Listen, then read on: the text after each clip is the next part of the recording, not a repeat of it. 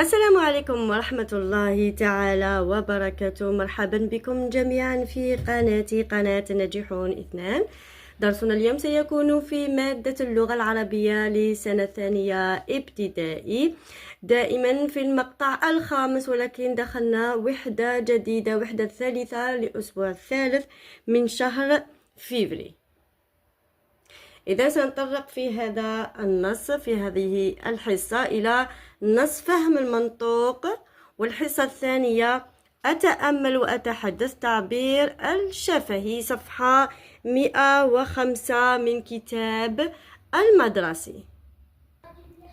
والآن سألقي عليكم نص فهم المنطوق لهذا الأسبوع. ما عليكم غير الاستماع والإنصات جيد والتركيز حتى تستطيعون الإجابة على الأسئلة.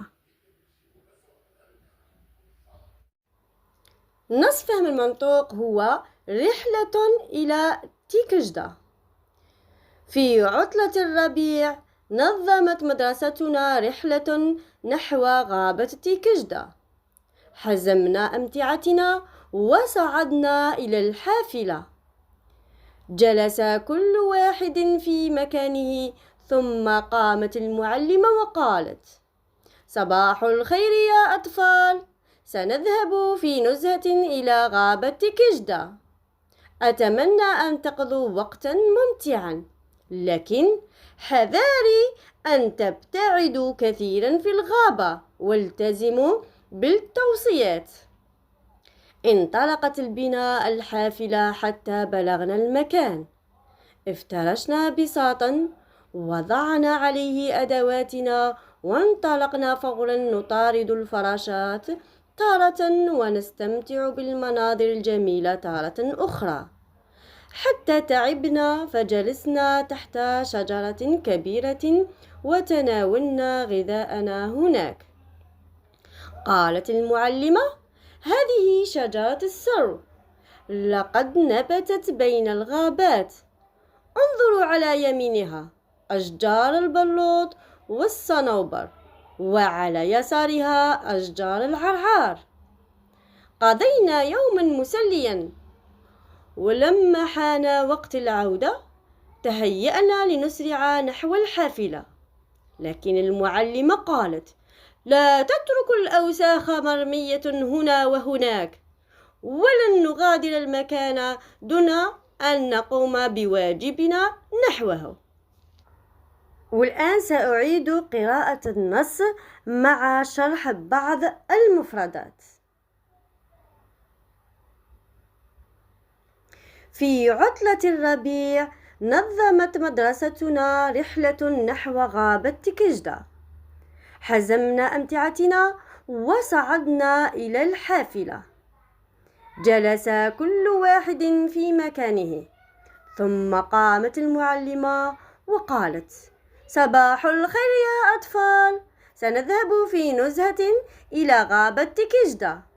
أتمنى أن تقضوا وقتا ممتعا، لكن حذاري أن تبتعدوا كثيرا في الغابة والتزموا بالتوصيات. ما معنى التوصيات؟ يعني الأوامر أو التعليمات، يعني الأوامر التي تقولها المعلمة يجب علينا أن نأخذها بعين الاعتبار ونقوم بتطبيقها. انطلقت بنا الحافلة حتى بلغنا المكان يعني وصلنا المكان غابة تيكجدا. افترشنا بساطا، وضعنا عليه أدواتنا، وانطلقنا فورا نطارد الفراشات تارة ونستمتع بالمناظر الجميلة تارة أخرى. إذن قالت: وانطلقنا فورا نطارد الفراشات. ما معنى كلمة نطارد؟ يعني نلاحق الفراشات، نجري وراءها. إذن قالت: انطلقنا فورا نطارد الفراشات تارة ونستمتع بالمناظر الجميلة تارة يعني معناها مرة، يعني مرة نطارد الفراشات ومرة نستمتع بالمناظر الجميلة. حتى تعبنا فجلسنا تحت شجرة كبيرة وتناولنا غذاءنا هناك. قالت المعلمة: هذه شجرة السر، لقد نبتت بين الغابات، انظروا إلى يمينها أشجار البلوط والصنوبر، وعلى يسارها أشجار العرعار. قضينا يوما مسليا. ما معنى كلمة مسليا؟ يعني ممتعا، مبهجا، يوما جميل. ولما حان وقت العودة تهيأنا لنسرع نحو الحافلة، لكن المعلمة قالت: لا تتركوا الأوساخ مرمية هنا وهناك، ولن نغادر المكان دون أن نقوم بواجبنا نحوه. إذن هذا هو نصنا اليوم، نص فهم المنطوق، رحلة إلى تكجدة. والآن سنقوم بطرح أسئلة بخصوص هذا النص. إذن هل أعجبكم النص؟ نعم، جيد، إنه نص جميل. إذن ماذا نظمت المدرسة؟ ماذا نظمت مدرستنا؟ نظمت مدرستنا رحلة نحو غابة تكجدة. هل تعرفون أين تقع هذه الغابة تكجدة؟ إذن هي منطقة من أشهر المناطق السياحية في الجزائر، توجد في جبال جرجرة في ولاية البويرة. متى نظمت المدرسة هذه الرحلة؟ متى نظمتها؟ نظمتها في عطلة الربيع. إذن ذهب التلاميذ في عطلة الربيع في رحلة نظمتها المدرسة نحو غابة تكجدة. ما هي وسيلة النقل المستعملة؟ ما هي الوسيلة؟ هي الحافلة. جيد، الحافلة. إذن عندما صعد التلاميذ إلى الحافلة وجلس كل واحد في مكانه، ماذا قالت المعلمة للتلاميذ؟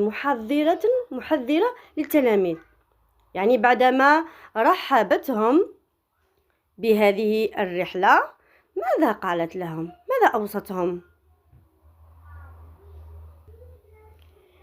حذاري أن تبتعدوا كثيرا في الغابة، والتزموا بالتوصيات.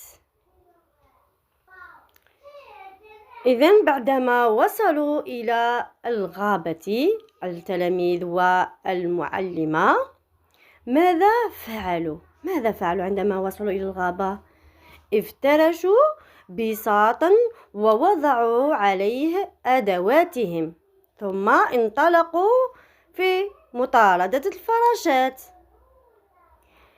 إذن بعدما تعبوا من مطاردة الفراشات جلسوا. أين جلسوا حتى يرتاحوا؟ جلسوا تحت شجرة كبيرة وتناولوا غذاءهم هناك، يعني تحت الشجرة. ما اسم هذه الشجرة؟ هذه الشجرة اسمها السر. ماذا كان على يمين وعلى يسار هذه الشجرة؟ ماذا كان؟ كان على يمينها أشجار البلوط والصنوبر، وعلى يسارها أشجار العرعار. إذن بعدما قضوا وقتا ممتعا ومسليا حان وقت الرجوع، فسارعوا التلاميذ إلى الحافلة. فماذا قالت المعلمة للتلاميذ؟ ماذا قالت لهم؟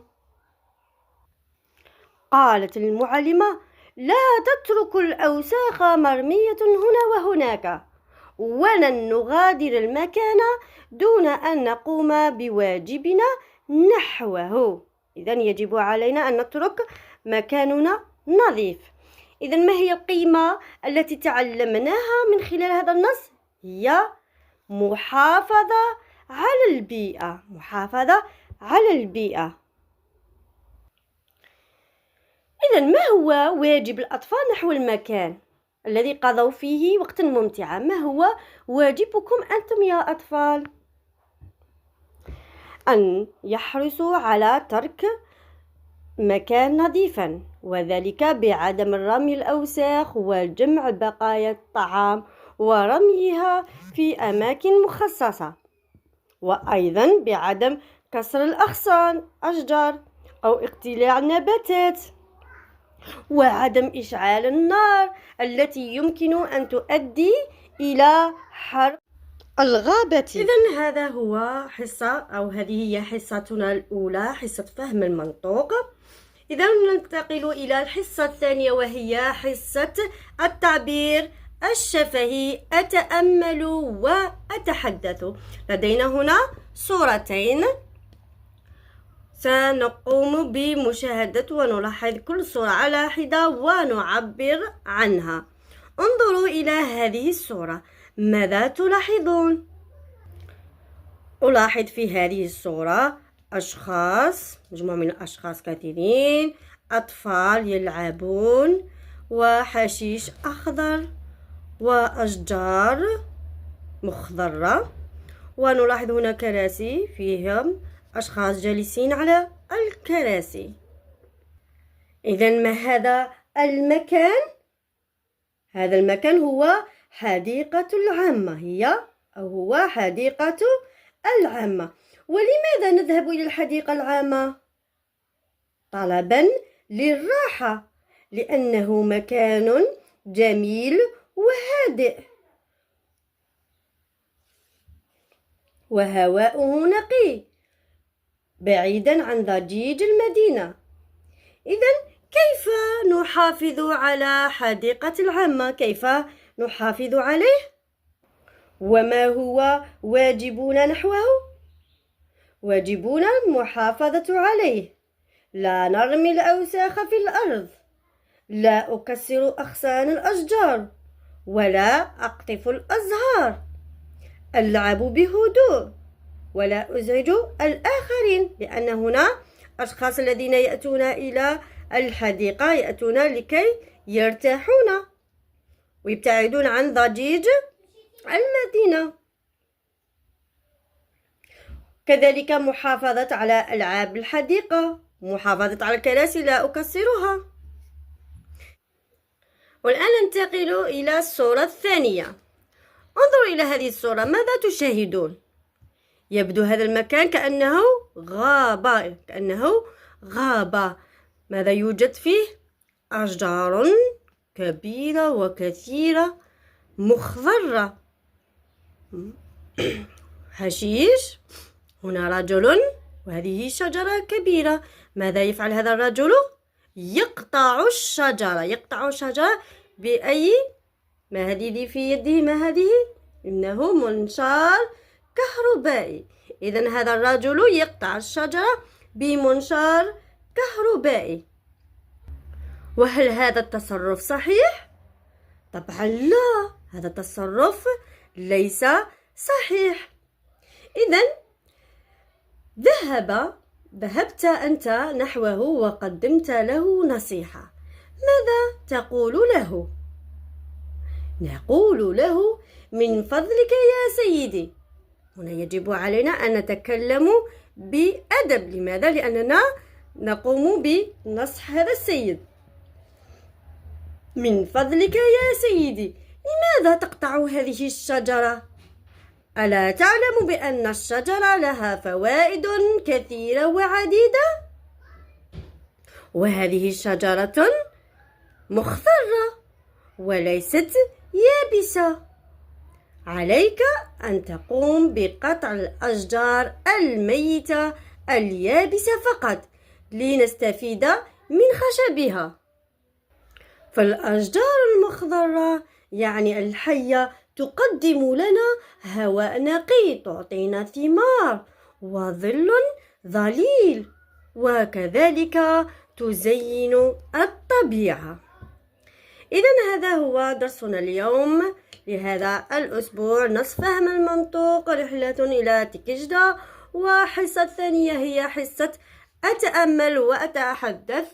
يعني تعبير الشفهي، صفحة 105.